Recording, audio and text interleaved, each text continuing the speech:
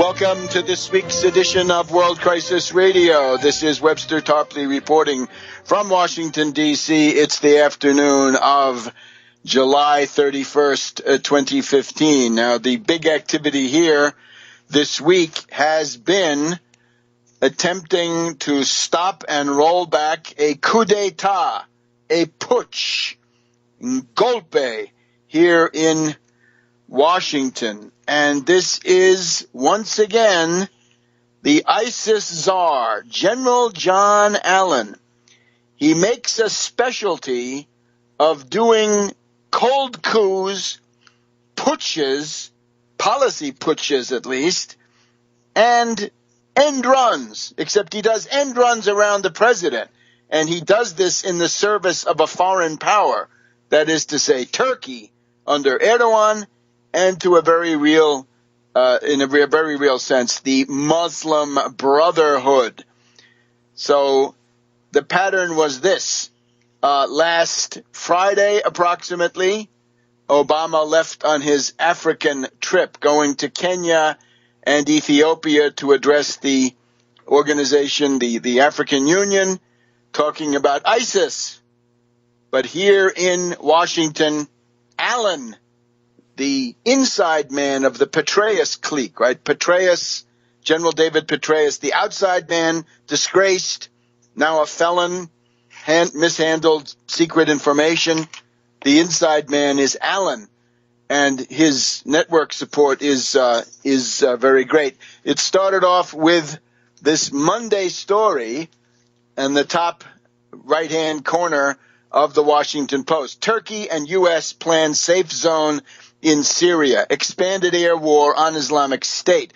Turkey and the United States have agreed to the outlines of a de facto safe zone along the Turkey-Syrian border under the terms of a deal that is expected to significantly increase the scope and pace of the U.S. air war against the Islamic State in northern Syria, say U.S. officials. What U.S. officials? Well, Allen, Karen DeYoung, and Liz Sly. How come you're stenographers for the Allen Petraeus clique? Isn't the president still the commander-in-chief? Hey, you libertarians, you want the Constitution? Well, the president is supposed to be the commander-in-chief. So this is a war brewing. This is a wider war.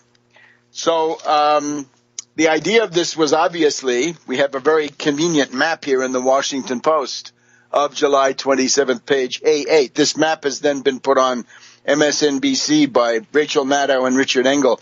You can see the problem faced by the NATO imperialist coalition. The Kurds, these gallant fighters, hats off to the Kurds, be they the PKK Kurds, active more towards the eastern part of this theater, be it the KYG Kurds, I guess they are, in Syria.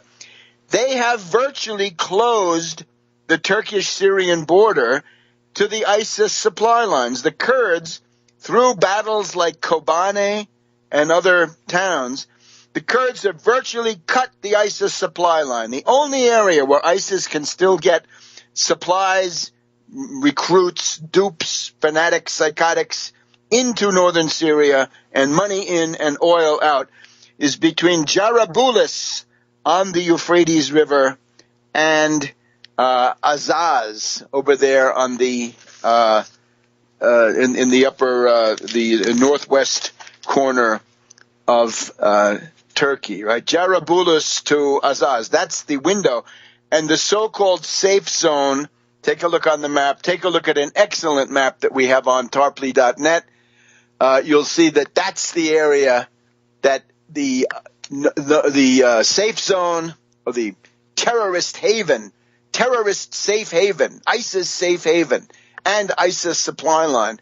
That's the area they propose to secure, to keep that door open. Because once the Kurds control the entire length of the Turkish-Syrian border, ISIS will be cut off. Their supply lines will be cut off, and that will be the end of them. Now, interestingly, Allen, just like his dishonored friend Petraeus, is also a liar. Over the last couple of days, ISIS czar, this is a quote now from a press account, ISIS czar General John Allen met with Turkish delegates earlier this month, resulting in contradictory reports over the status of establishing a no-fly zone over Syria. Allen said, no, it was not part of the discussion. Liar. But Turkish publications claim that Ankara got what it wanted in the negotiation, which was a no-fly zone, which they have now received. So this was essentially putting two and two together. Obama has been opposed to this. Obama goes out of town, and then it's announced it's got to be Allen, and sure enough, the confirmation came the next day. Highly informed, well-informed, highly reliable Middle East source writes me, your information fits together with what I have learned. On Friday, before going to Africa, Obama called Erdogan of Turkey and threatened to kick Turkey out of NATO if the Turkish president were to refuse to first immediately abandon his natural gas pipeline contract with Russia, that is South Stream or Turkish Stream. Now this, you can see this is an authentic report, so it shows that this is a mixed, Obama is of course a mixed proposition. He's opposing things that really he shouldn't be wasting his time with. And two, and this is the valid one, immediately stop supporting ISIS. Obama then flew to Africa. Allen, and this is still the highly informed Middle East source, Allen then conspired with Erdogan to create the no-fly zone and to carry out the bombing operations against the PKK, that is the Turkish Workers' Party armed militants in northern Iraq primarily. These two objectives aim at implementing the Robin Wright plan, W-R-I-G-H-T. This is this veteran lady journalist now at the U.S. Institute of Peace. So the Robin Wright plan comes down to this: a Kurdish state in Iraq and Syria, but not in Turkey, and a Sunnistan. This is essentially ISIS, ISIL, IS, Caliphate, Daesh, in Iraq and Syria, while also sabotaging the U.S.-Iran nuclear accord. And we know that we have those Army intelligence notes about the possibility and the advisability of creating such a Sunnistan.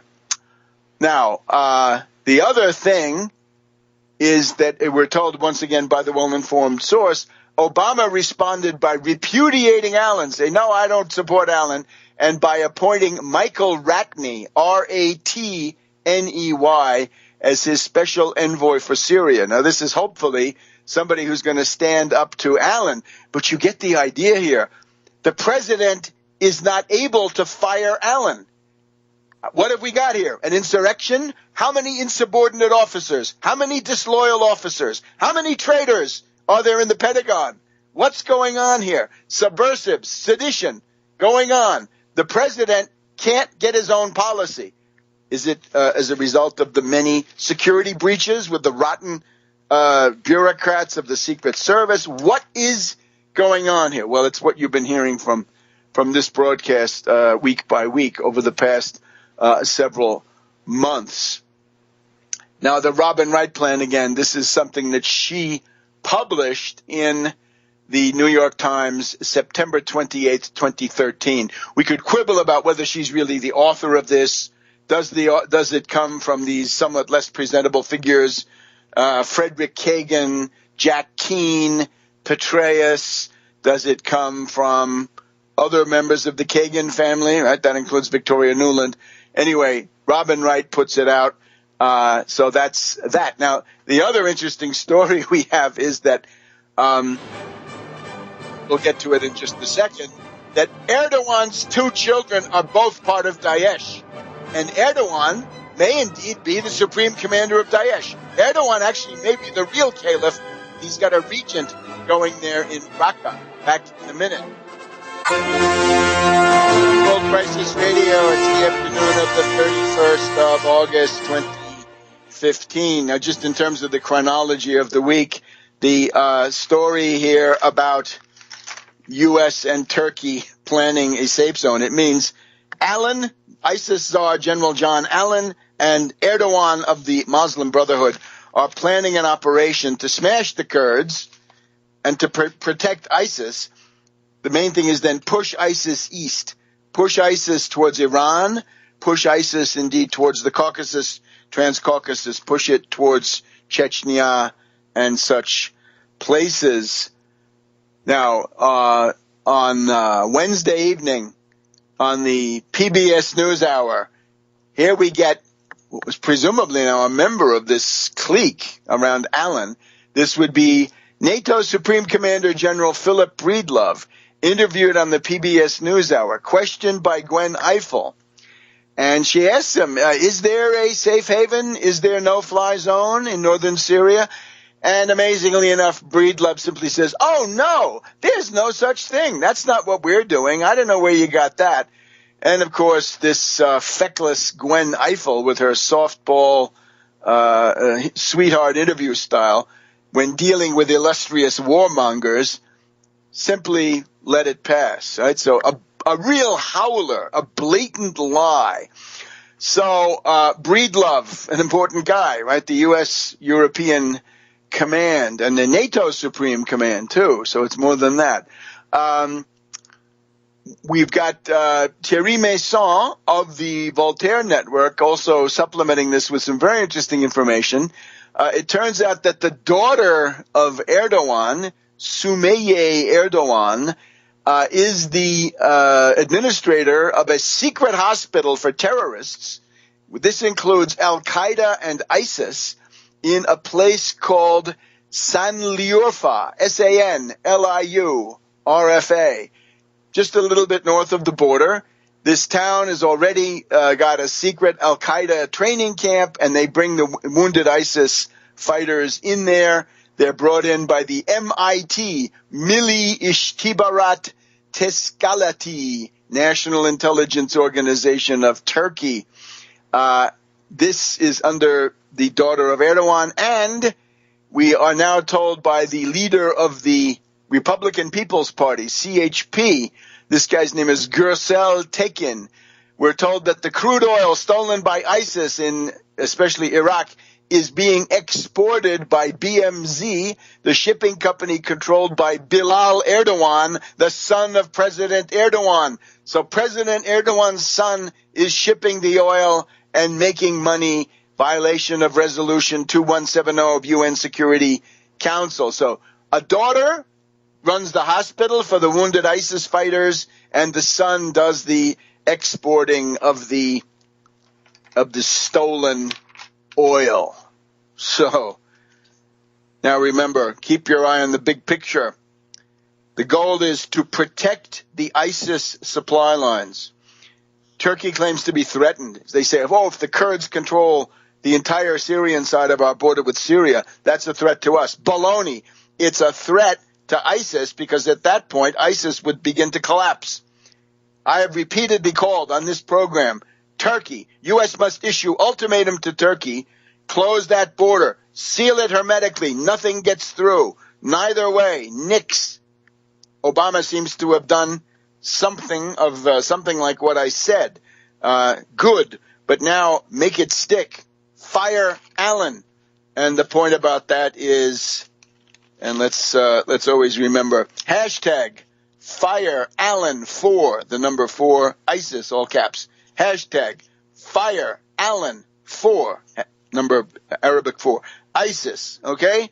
So the goal of this is to protect the ISIS supply lines and to push ISIS east, because if you bomb the PKK in northern Iraq, that lets ISIS get in there, because you've weakened the main force that's going to fight them. So they're trying to push ISIS east, and of course they want to smash the Kurds, because the Kurds are having great military success against ISIS. All of that hype, all of that stuff about how sophisticated, invincible ISIS was. They're 10 feet tall. They have magical powers. No, the Kurds are defeating them left and right. There was also a story that there was a column of Kurds that was getting very close to Raqqa, the capital of the terrorist ISIS entity, right? The Islamic State, the Caliphate, whatever you want. So we had the mockery of a special NATO meeting on Tuesday, a rare event. No troops sent, but political cover for these madmen. We have today a impudent, lying op-ed by Davutoglu. Remember, Erdogan is now the president. His foreign minister, Davutoglu, has now moved up to be prime minister, at least for the moment. And here we find the following barefaced lies. Fighting terrorists with every means. Yeah, who's that? You? No, not you. Turkey, he says, has been fully committed to the fight against Daesh, ISIS, since this monstrous organization first reared its ugly head. How come your president has his son and daughter working for them?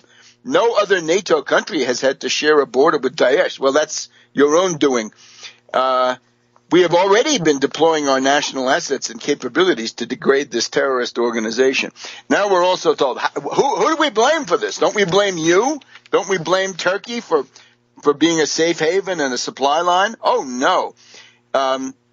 We should look at the circumstances that led to the rise of Daesh, ISIS, and who colludes with it. Who colludes? You. Look in the mirror when it suits their purpose. Syria cannot be salvaged until the regime in Damascus abdicates power. It's Assad. It is the Assad regime, yes, says Davutoglu, that is responsible for the carnage and the chaos that led to the emergence of Daesh. And the fertile ground for radicalization cannot be eradicated until Bashar al-Assad and his circle of cronies leave. This is absolutely absurd. The U.S. has got to butt out of this, kick them out of NATO, fire Allen, and take this back to the NATO Council. So another part of the same idiotic policy, the U.S. attempt to create more fighters for the Free Syrian Army has run into a small problem. The Nusra Brigade, that is Al-Qaeda, Division 30, the Nusra Brigade has captured the commander of the Free Syrian Army, Division 30. This is called the U.S.-backed New Syrian Force, right? The puppet force created by the U.S., taking these terrorists, right, be they Nusra or ISIS, and then putting them in slightly different uniforms. In the course of this, suggest if you're interested in the military details especially, there's a group called SyrianPerspective.org. Take a look at that. So we've got the son and the daughter. And interestingly enough, when this method, the methodology, as I think I mentioned, the methodology of Allen, wait till Obama's out of the country and then try a bureaucratic end run. He tried it when Obama was in Australia. Remember the Brisbane no? At that point, they tried to mount a policy review to start the bombing of Syria, but that also didn't work. Back in a minute.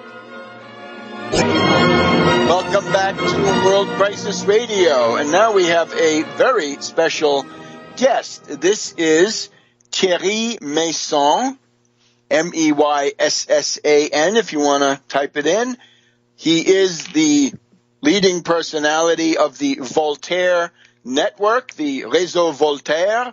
He's the organizer of the Axis of Peace Conference in Brussels 10 years ago this autumn. And he has been for quite a number of years now in the Middle East, in Lebanon, but in recent years, especially in Syria. He's going to speak to us from Damascus, and he is actually currently not just a journalist, but also an advisor to the Syrian government. So we want to welcome Thierry and get his view on what we talked about in the first two segments, that is this question of ISIS czar John Allen, Erdogan of Turkey, and this no-fly zone terrorist haven in northern Syria, and how this was done, because he has some very interesting source reports about that. Thierry, welcome. We're delighted to have you. Hello, Webster. Yes, here in the Middle East, since 2 years, we have this secret negotiation with the U.S. and Iran. And the 14th July, I signed an agreement. Of course, there is a public agreement about nuclear issues with the 5+1 and Iran. But there is also a secret agreement between only the U.S. and Iran about how they will manage together the Middle East. And according to the secret agreement, they will decrease the tension in Syria and also probably in Iraq, but sure in Syria. And of course, inside the Obama administration, some people who are opposed to the agreement with Iran are trying to sabotage this agreement, and especially, by the past, it was the same situation in 2012 during the first Geneva conference in June 2012.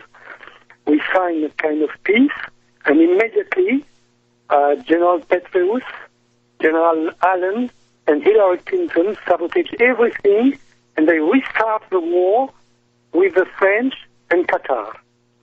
And right now, General Allen tried to restart again the war with Turkey. The idea of General Allen was to realize what we call the Alain Juppé and Robin Wright plan, which is the idea to create a new Sunnistan inside Iraq and inside the Syrian desert with Daesh, with the Islamic Emirate, and in the north of Syria and in Iraq, the Kurdistan. But you have to understand that the Kurdish people is divided in two groups totally different. The Kurdish people in Turkey and in Syria, they are from the left side during the Cold War. They were supporting the Soviet, and they were supported by the Syrians. But the Kurdish from Iraq, they are linked to Israel. The Barzani family, they are members of Mossad since the 50s, and they are always supporting the U.S. So, Thierry, let me just ask you now, are you talking about the Barzani government of that quasi-Kurdish state or the PKK? The PKK is the left side in Turkey and Syria, and the Barzani family is the right side in Iraq only. And the two groups, they don't have the same language at all. But two different groups of Turkish or Kurdish people. We say the Kurds, but in fact that's two different people. So the idea of General Allen was to create a Kurdistan in Iraq with a part of Syria, and not in Turkey, but the main part of the Kurds, they are living in Turkey since 1,000 years. So the result of this idea was to restart the civil war inside Turkey, and you know that Mr. Erdogan began to bomb the PKK, and he said he would also bomb Daesh, but in fact he did nothing against Islamic Emirate, only very, very few things. But for instance, 2 days ago, he made 159 bombing against the PKK and 0 bombing against Daesh. So when they said they are fighting against terrorism, they are absolutely not fighting against the Islamic Emirate, but only against the internal Kurdish opposition. That's all. And you have to know that Mr. Erdogan is now the main commander of the Islamic Emirate. In the Western press, you can read that some people are suspecting Turkey to support the Islamic Emirate, but that's not right at all. Inside Turkey, all the leaders of the opposition are saying that Mr. Erdogan is the head of Daesh. And, for instance, in the last days, we have evidences that the people of Daesh who are wounded. They are transported by the Turkish secret services inside Turkey, and they are they receive some treatment in a secret hospital inside Turkey under the supervision of the daughter of Mr. Erdogan. And at the same time, to make money, the Daesh is using first the traffic of drugs coming from Afghanistan, and two, the oil they are taking inside Iraq and also inside Syria, but mainly in Iraq. And this oil is sent to Europe by a new company. At the beginning it was a company from an Azeri billionaire, but now it's a new company who is doing that, despite the resolution of the United Nations. And this company is headed by Bilal Erdogan, the son of President Erdogan. So all this is very clear. And we have also a lot of evidences of how Turkey is giving weapons to the Islamic Emirates. So this idea to have an Islamic Emirate, to have a non-governmental organization like that one, to make ethnic cleansing in Iraq, this idea was first in the secret treaty between France and Turkey in 2011.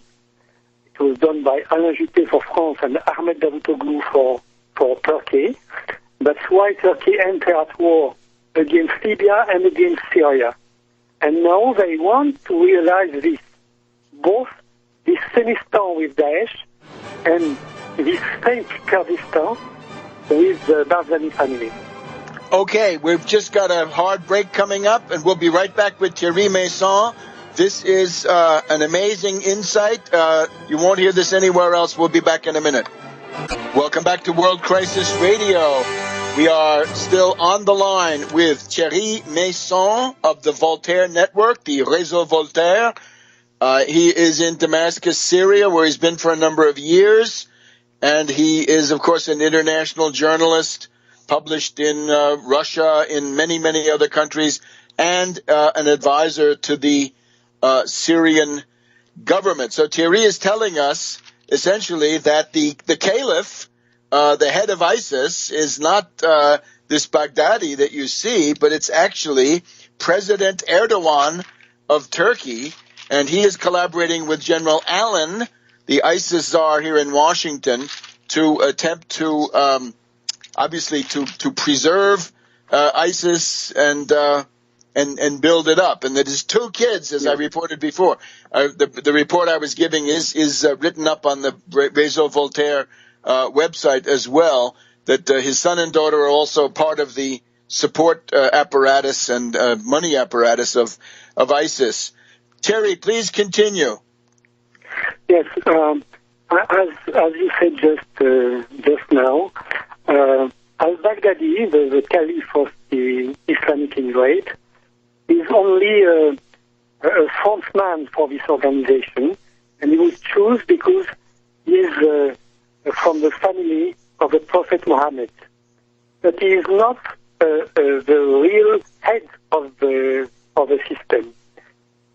Behind him, you have two Turksmen who are belonging to the Turkish secret services and who are the real commanders in the fight.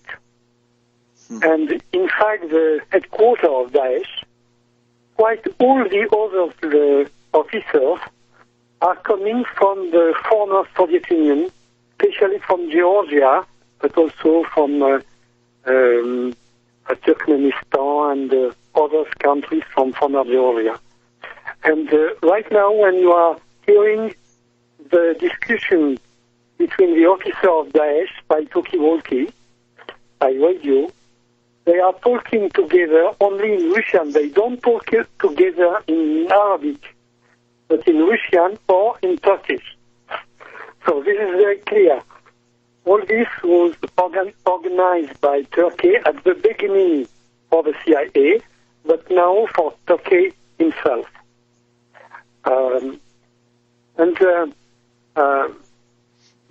This way to play with terrorism is something very old in the Western countries. Of course, CIA used terrorism since Vietnam to in different countries in the world, but at the beginning they were doing terrorism by themselves, and now, since 1978, they are using some Arab people to make terrorism for them. So they use these people in Afghanistan. After that, they use them in Bosnia, in Europe, in Bosnia, in Chechnya, and after that in Iraq, in Libya, and in Syria. But as the main leaders now of Daesh are coming from the former Soviet Union, we can understand that they will use next Daesh against Russia, probably in the Caucasus, of course. But, Jerry, let me ask. I want to ask you a couple of things that are specific.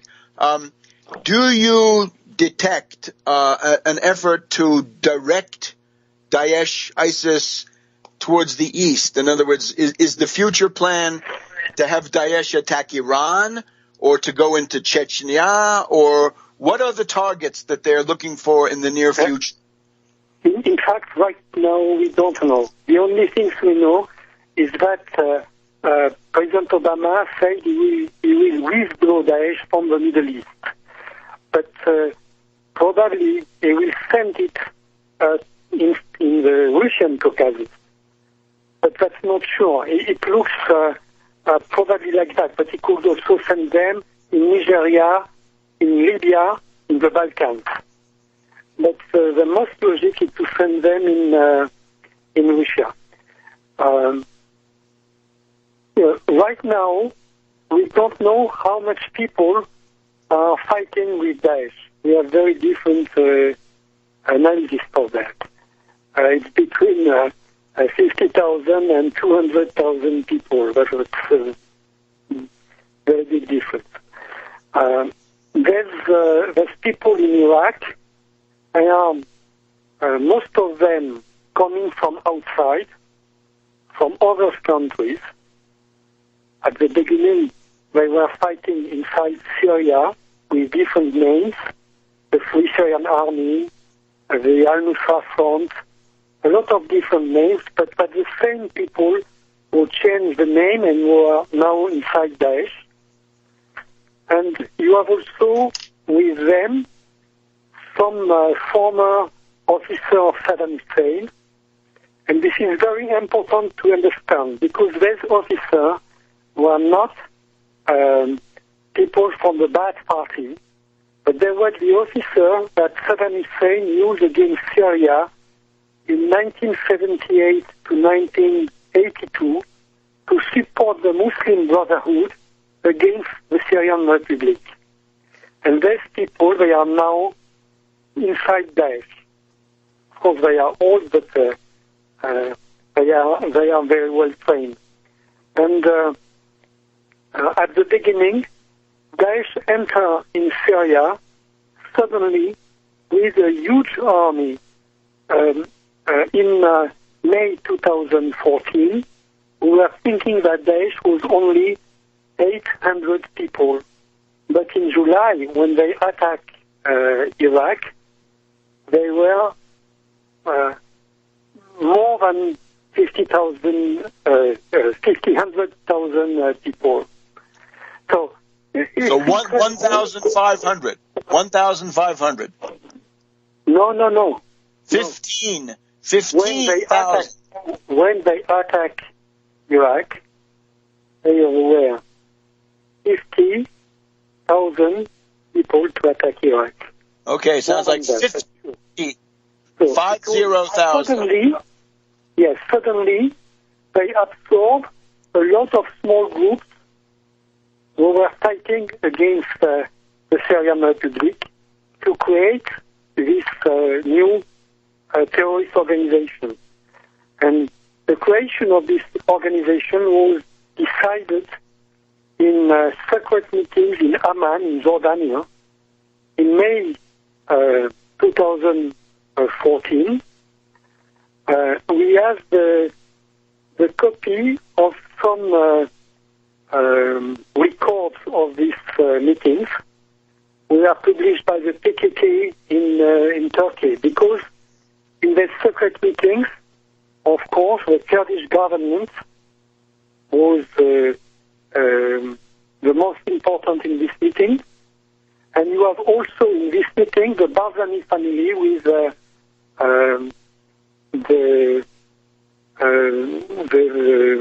head of the secret services of the regional Kurdistan government in Iraq. So all these people together, they created Daesh under the supervision of the US and Israel. And it was a big success, and it's difficult to understand why they have such big success in Iraq.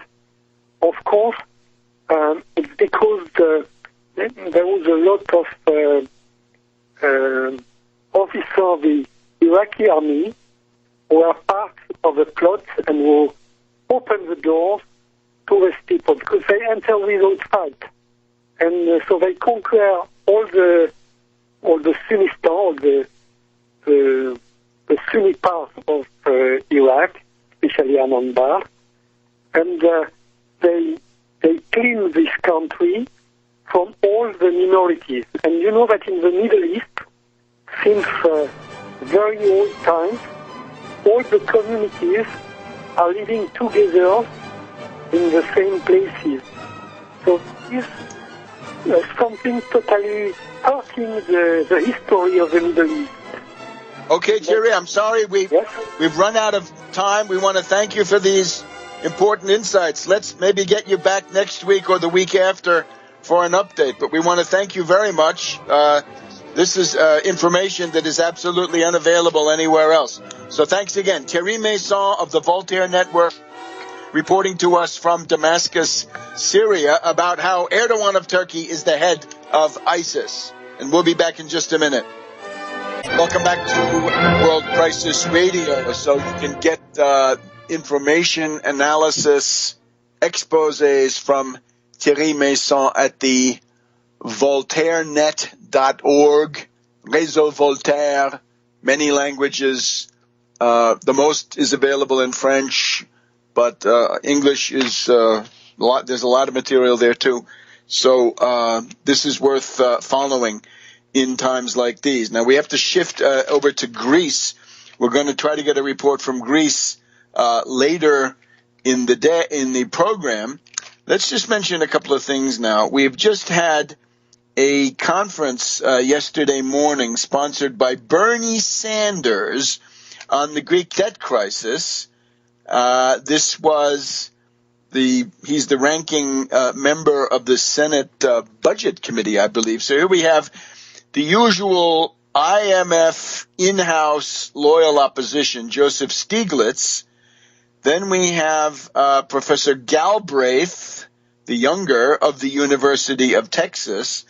We have this guy Kierkegaard, who works for the Peterson Institute. He is reliably an austerity ghoul. And their debate, we'll take a look at this when we get the full tapes, I guess, which I think they're going to put up.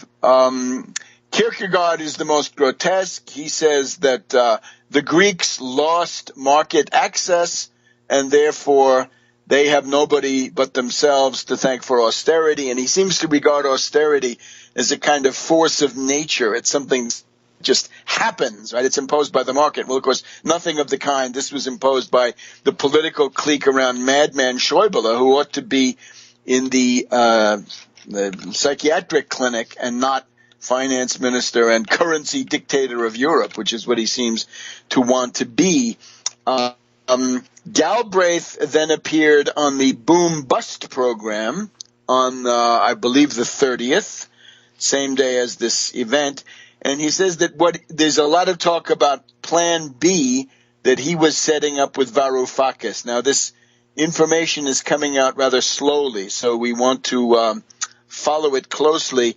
But the boom-bust interview with Galbraith is that he was engaged in setting up, he says, just a clearing system in the finance ministry, that it was to improve transactions and to facilitate operations, all normal market mechanisms, says Galbraith. He says there was also at the same time Plan B for a post-euro return to the drachma in case the European Central Bank cut off the money and forced them out. And he says that he was contributing to that research on the historical experience, California in 2002, Latin America, I'd like to know which ones, right? Was it Argentina, for example, in the most recent iteration, and Cyprus capital controls. Now, if we go to the website known as, let's see, we'll get to this in just a second. The website is the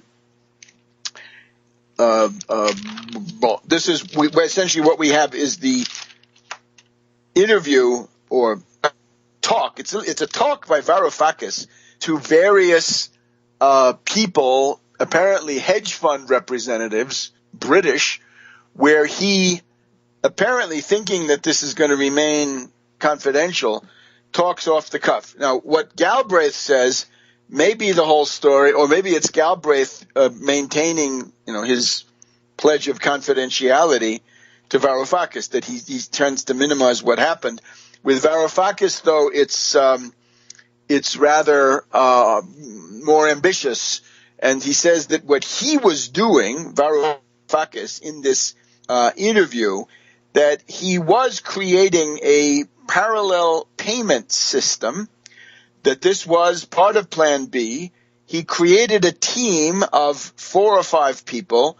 Galbraith was the head of it, and their operation was to take the website of the Greek version of the Internal Revenue Service, or Inland Revenue on the British side, the IRS. And what they did was, since every taxpayer has an account there under their system, they then created a second set of accounts, parallel accounts for all taxpayers, with the idea that those could be used as a clearing system, that is to say, as a parallel settlement system, in effect, and use that then for a limited period of time to gain a window of opportunity to be able to tote up, to settle, to clear pluses and minuses in everybody's account. So in the course of this, he because the money part was controlled by the Troika, the European Central Bank in particular, he had to go through his friend who was controlling the a related part of this bureaucracy to hack into his own ministry's revenue department and essentially begin to set up these parallel accounts with parallel passwords. So the idea was this would be an alternative payment system. He said his problem was to take it from the 5 people who were involved to the 1,000 people that would have been needed. He felt that he couldn't do this under the scrutiny of the European Central Bank, that Tsipras had been working with him on this before they even got into the government. So secret reserve accounts for all taxpayers that could have then been transformed into drachmas at any point. Well, I hope that's true, and I hope there's more to it than that, right? Sometimes we remember with advantages. I hope every bit of this is true, and I hope it went even further. Again, Galbraith tends to minimize it. Varoufakis might have some interest in making it look bigger than it was, but certainly that's an important part of it. But of course, you can educate public opinion without doing it yourself, right? You could have called for lecture tours by people who could have talked about the abuses of central banks, why they're private, what it means that they're private, why that is unacceptable, why they have caused this depression. And then you could have educated public opinion using cutouts, using people with whom you have very little or no public connection whatsoever. And that could have been used with a word here to the various media. Here, put this on, get this out into the public. That could have been done. You don't have to do it yourself so that the Troika comes and finds you and then begins to take their own measures. So the idea with this is, I think the most detailed version in a publication is in the Italian Corriere della Sera of Milan on the 27th of July, just this past week. And you can find the entire tape and a transcript at a group called Official Monetary and Finance Institutions Forum. Official Monetary and Financial Institutions Forum. You can listen to the tape. You can read a transcript. I think this takes it further. What I don't think we have there in the cursory view I've been able to give it is a discussion about how this central bank with the drachma would work differently. In other words, credit for production, credit creation for job creation, for infrastructure, for the millions of new productive jobs that would be needed, for the massive investments in infrastructure and related questions. So that, I think, is what we can get out of this extraordinary interest now coming from Bernie Sanders, from Russia Today, and from the others. Russia, I hope to have time at the end. Russia Today looks like they figured out that Rand Paul is a goner, and maybe they'll switch to somebody like Bernie Sanders. That would be a plus for them. Do it. Go ahead and do it. Better that than Rand Paul. Back in a minute. Welcome back to World Crisis Radio. Now, we want to get a report from Athens. Let's just sum up what we've just gone through. We have this recording of Varoufakis talking with a couple of British hedge fund operators on the 16th of July, published on Monday, the 27th of July, authorized by Varoufakis. This is available, the recording and the text, at the Official Monetary and Financial Institutions Forum. I think the biggest write-up I've seen is in Corriere della Sera of Milan.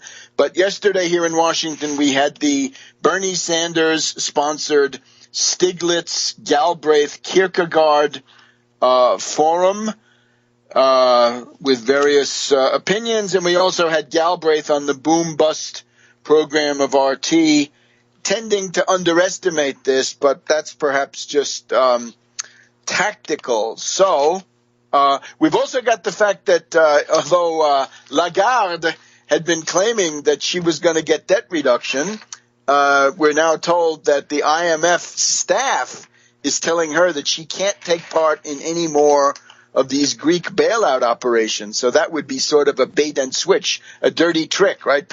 You pass the austerity cuts, and then the IMF leaves you to the tender mercy of Schäuble or something like that. So let's go to Athens and hear from Michael Chiotinas. Michael, welcome. Now, what we need to talk about mainly is this new bailout deal. Right. These things are all very interesting, but the heart of the matter is this new bailout. The process of negotiations is on. The deal is not secured yet. This is going to be the third bailout package, so-called bailout, in 5 years. The first one this is the third one. The first one was 2010. The second 2012. Now, what can we expect from this new bailout? There's no way around it. This deal is the worst bailout since the beginning of the crisis in Greece. I cannot even begin to describe how bad it is, how brutal politically, how destructive economically, and ultimately how inhumane the conditionalities for the Greek society. At that point, we should probably acknowledge the fact that this kind of brutality cannot have anything to do with economic issues, right? It cannot be a matter of the lenders' economic interests in an immediate way. In other words, in terms of quote-unquote wanting to get their money back. This is insane. This deal is catastrophic economically for all sides involved. So, what is this? And why is it so brutal? Now, one has to have the presence of mind to not get infuriated by this apparent capitulation by the Greek government. We have to think that this brutality could not be anything but political provocation, in my view. This deal will drive away even the most pro-Euro forces in the Greek society. So we can think of this exercise in political bullying by the German government as an attempt to make the Greek government and the Greek people want to exit the Eurozone. Or, even if they don't, make the Greek economy suffer so badly that at least a Euro exit will come very shortly. You know what I mean? Because, make no mistake, this deal is not only destructive, but most importantly, unworkable. It is designed to fail. Now, the targets can never be reached. They will never be reached, leading to yet another round of crisis and negotiations, etc., etc. So nothing is over. Grexit is still on the table, probably more than ever. So, I'm approaching the point. This is an exercise in political bullying, application of brute force, and ultimately a provocation. The heart of the matter is, as far as the Greek government is concerned, faced with a provocation, what do? What is the appropriate response to something like that?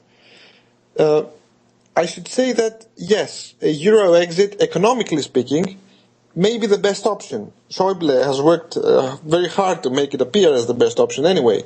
But there is also a legitimate case to be made for not falling into this potential trap, clearly set by the other side, for not following the narrow economic approach, if I may say. To put it simply, maybe we shouldn't be eager to eat the bait. You see what I'm saying? But Michael, I think the way it looks right now is the question is now that Tsipras remains in power, Syriza remains in power, are they in fact preparing a plan B in the increasingly likely case that becomes unavoidable? In other words, I think Schäuble's plan is, I'll push you out of the euro, and then you'll collapse because you won't know what to do. You won't know how to seize, or you won't dare seize the central bank.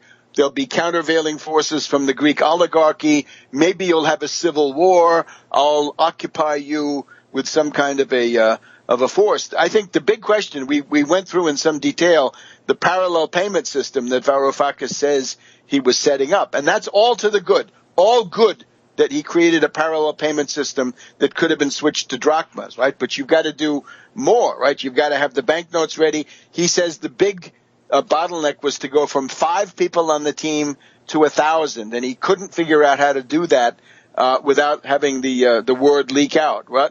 But it seems to me the reason to stay in power now, to hold on to power, is to use the levers of power to prepare the return to the drachma.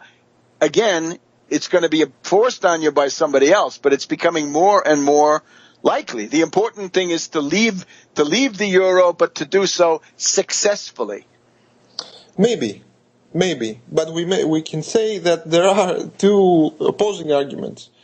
We should be able to see the virtues of both arguments, both the side that wants to accept the deal and work something out, and the side that wants the government to reject the deal. But why don't we see those 2 in dialectical unity? In other words, right now you got no choice but to accept whatever it is, right? Within, your limits of, fakery or whatever you can do, right? In other words, take evasive action. Yes. But very soon that's going to turn into, the European Central Bank is going to cut off money And then what do? You must be ready, right? One of the hedge fund guys in this tape says to Varoufakis, "You really didn't have a plan B, did you?" And he said, "Well, we did." Unfortunately, what he talks about is not yet a plan B, although it's an important part of it, right? This whole question of payment systems, SWIFT or whatever it is, that would come into play. To be sure, it seems to me the big question is: are they using the time now to get ready for what looks increasingly likely, which is the grim exit, the Grexit scenario? Welcome back to World Crisis Radio. So once again, my view on Greece is this is all good. Varoufakis should be congratulated, and Tsipras too, for doing at least this much to prepare for what may happen, right? Every government has the imperative duty, the moral responsibility to plan for all eventualities, for all. And that's got to be kept secret. Then you use all the institutional tools you have to keep that secret. So this is a clever and creative idea. In a transition here in the United States, these problems would probably not arise because we have a sovereign currency and would use the same payment system that we started with. So we would seize the central bank either as a whole or in part, and push these bunglers out of the boardroom and get busy. But in Greece, they have this extra problem of managing the transition back to the drachma. And again, this is not anything I wanted. If you've listened to this program over the last couple of years, I'm not in favor of breaking up the euro, but sometimes you've got to be ready to leave it, at least for a time, right? It doesn't have to be a metaphysical decision for all eternity. But given the madman Schäuble in Berlin, you've got to be ready. And I think Galbraith had a wrong analysis in his boom-bust interview. He said, well, the Schäuble people wanted to push Greece out, and the Greeks were basically arguing they wanted to stay in, so therefore they couldn't threaten Schäuble. Sure you can. You can say, if it's just another step down the road, right? You push me out, I'm out. I showed that this can be done successfully. And by the way, with the debt moratorium, I bring down the Deutsche Bank and the other institutions that own you, Schäuble. So watch out, right? There will be, I can't stop you from attacking, but I can retaliate and you won't like it. So put that in your pipe and smoke it. Now, the U.S. Internal situation in regard to the Congress, right? The House of Representatives went home yesterday, July 30th. That's going to be the August recess. The Senate is leaving town right now. This, of course, has been a disaster, right? We must remember that the reactionary Republicans, the austerity ghouls, control the U.S. Congress, and they are demanding their pound of flesh. We could not get even a 3-year, $365 billion highway bill through because some lunatic Republican from the Austrian school was not happy with that. Instead, we've come up with a stopgap measure that it's $6 or $7 billion, and it gets the highway projects through essentially to what, September, October, I guess, a few months worth. Some extra money for the Veterans Administration, hospitals, and so forth. Now, we are going now to have the Congress come back at the end of August, essentially after Labor Day. The two chambers will resume their dubious activities, right? The Republicans will then be in high dudgeon. The logjam will be enormous. There will be 12 appropriations bills from the appropriations committees, right? The College of Cardinals in the House. All of those are chock full of austerity measures, genocidal austerity, killer cuts against the American people. They'll still have to come up with a permanent highway bill. There will be the Iran question. There will be other issues. So we are now within sight of a government shutdown, not just a government shutdown, but a government default. In other words, the national bankruptcy of the United States is once more on the agenda, thanks to the party of national sabotage the wreckers of the United States, the pro-Chinese party, if you will, the party that is determined, it would seem, to give us Chinese world domination, the Republican Party, right, with their pockets bulging with foreign gold, right? There's going to be the Export-Import Bank. They're still trying to sabotage that one. Again, ideology, corruption, bribery, all gone wild. The war on women heating up, right? Their favorite gambit, the attack on Planned Parenthood. And that includes little Rand, the great libertarian who wants to deprive women of their autonomy in these intensely personal choices. Bad. Very bad. So we're going to have, even though Mitch McConnell promised us that he would not shut down the U.S. government, he may well. So if they don't agree on these 12 appropriations bills, then all or some of the federal government will shut down, and then the debt ceiling increase has to occur in November, I guess after the sort of non-election, the off-year election, which this year is, as people know, mainly local races. Now, in the middle of all this, we're looking at the Republican field. We see the loudmouth Trump triumphing. He's ahead nationally. He's ahead in New Hampshire. He's within 2 points or so of the Koch candidate Walker in the Iowa caucuses. We're told that Trump is indeed building the kind of ground organization without which you cannot do anything in Iowa, right? You have to have a ground organization.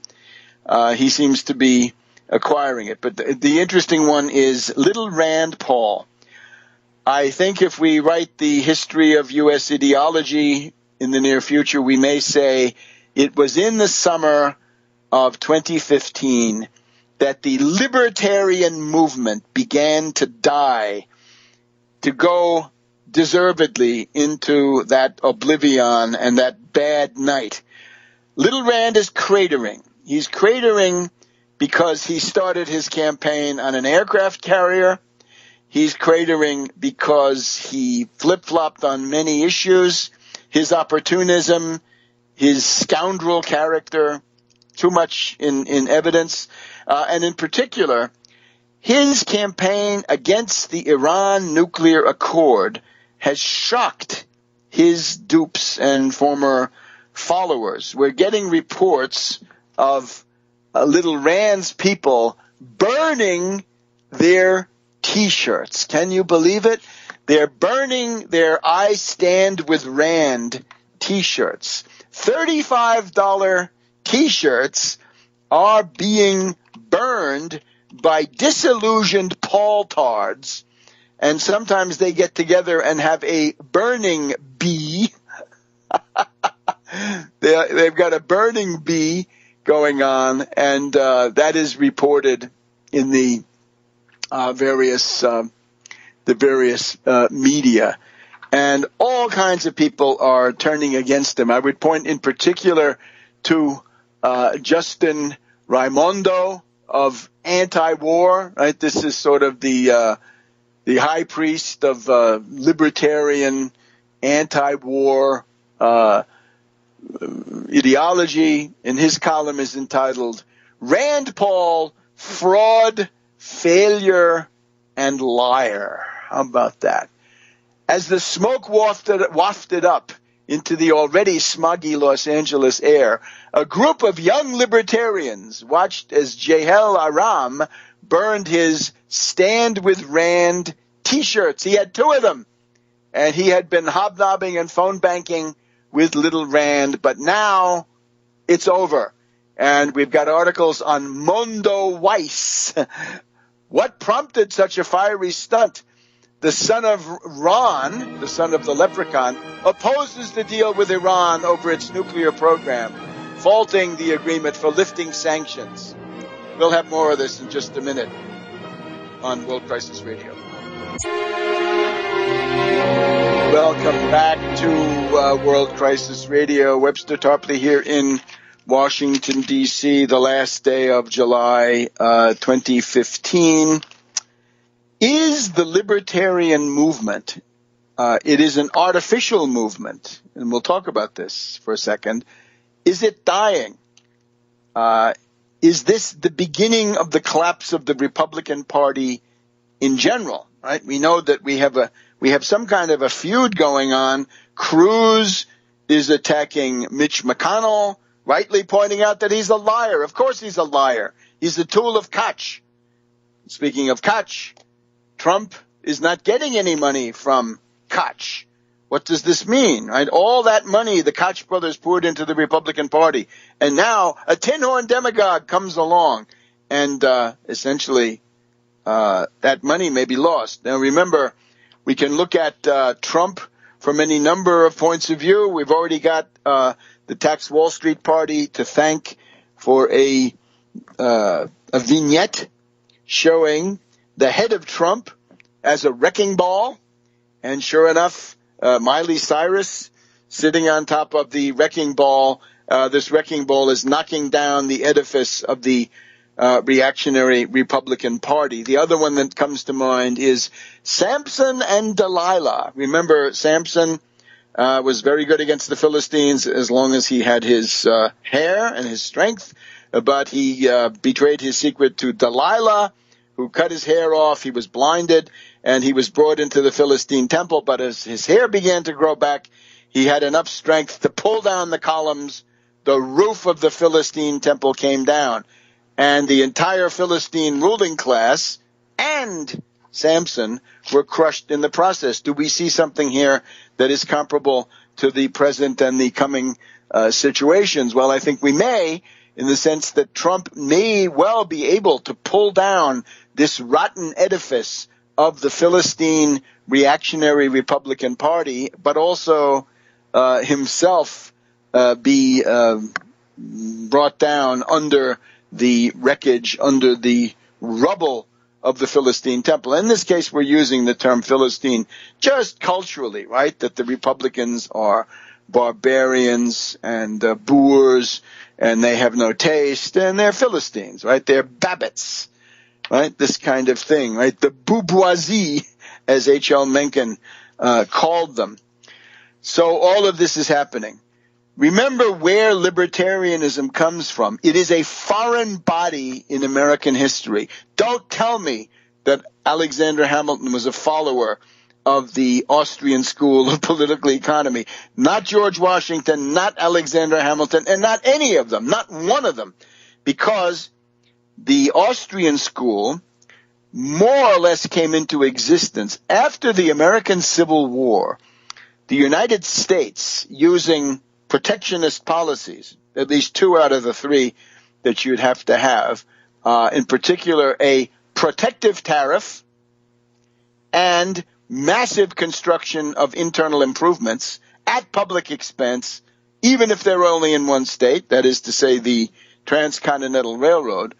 The U.S. embarked on a huge boom, and as long as you had greenbacks, the third element, a government-controlled currency, the United States took off on its way, on our way, to world industrial supremacy. So that's the American system of Henry Clay. A national bank, the currency, the internal improvements, infrastructure, we would say today, and the protective tariff. These are things we need. We want that protective tariff back. We want to seize the Federal Reserve and make that into the National Bank of the United States. But Little Rand, of course, representing the Austrian school. Where does that come from? Well, the United States was doing so well under this protectionist system that Prince Bismarck, Otto von Bismarck of Germany, Prussia, said, look, we're getting nowhere with free trade. The British are looting us. We're going to go to protectionism too. And this caused quite a shock because at that point, Germany began to pull ahead of Austria-Hungary. And the Habsburgs in Vienna, the Kook Empire, as it's been called, the Habsburgs in their decadent paradise of Vienna said, look, we have to have a school of economics, we'll call it the Austrian school, to oppose the German or historical school. So the difference is the Austrian school is the psychological school, starts in this period, the 1870s, 1880s, and the alternative is the German school. But of course, the German school and the American school are practically identical. The cross linkages are very strong. Above all, Friedrich List, who was one of the great experts in this in the German-speaking area, and of course the fact that Bismarck was consciously imitating the success of the U.S. under protectionism. So the Austrian school crippled the Habsburg Empire. A lot of tragedies come out of this. But then when this was not successful, it was kept alive by the London School of Economics. So the psychological school, the Austrian school, kept alive by the London School of Economics so that somebody like David Rockefeller could come there in the 1930s. And, of course, since he was practically illiterate, he had to have somebody to do his papers, and that was von Hayek. And he later brought von Hayek over to the United States, and he brought von Mises over to the United States. And a lot of this got into the Mount Pelerin Society, the most sinister academic or theoretical organization. It's up there with Bilderberg and Trilateral, Skull and Bones, whatever you want. The Mount Pelerin Society, meeting in Switzerland in, I believe, 1947 or thereabouts, set up an international network determined to fight back against the overwhelming success of the New Deal. But, of course, that success was not palatable to oligarchs, right, to essentially anti-human people concerned about aristocratic privilege and all the rest. They didn't want that. They hated the New Deal, so they began to roll that back. And it went essentially through academia, through endowed professorships, people like the Koch brothers creating or helping to create the Cato Institute in Washington, D.C. So you can see whether it's David Rockefeller bringing von Hayek and von Mises into the United States, right? Von Hayek, who went on then to be one of the main inspirations of Thatcher in Britain, Thatcher milk snatcher who destroyed the coal mining industry and so many others in Britain. And then von Mises, right? The great poobah and éminence grise of the school. Is this coming to an end? In other words, all of these libertarians flocked into the Paul Tard faction, the Ron Paul, Rand Paul faction.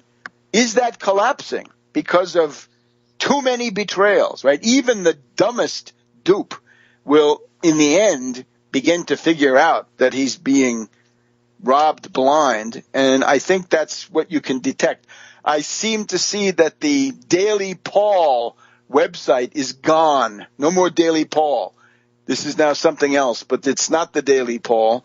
As I say, it looks like the people at Russia Today, RT, they have been tragically smitten by the Paul Tard faction. We can see why, right? They think that will cause problems here in the United States. Put it that way. Who can blame them? I don't really blame this all on them. It would be smarter for them not to do this. And indeed, maybe they're quitting. Maybe they're stopping to do that, right? Maybe they seem to be looking at Bernie Sanders or Trump or anybody, but little Rand is now retreating into the shadows. Is this the twilight of the libertarian fraud?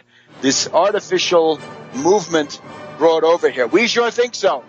And all of you libertarians out there who are looking for something authentic, come to us. Come to the Tax Wall Street Party.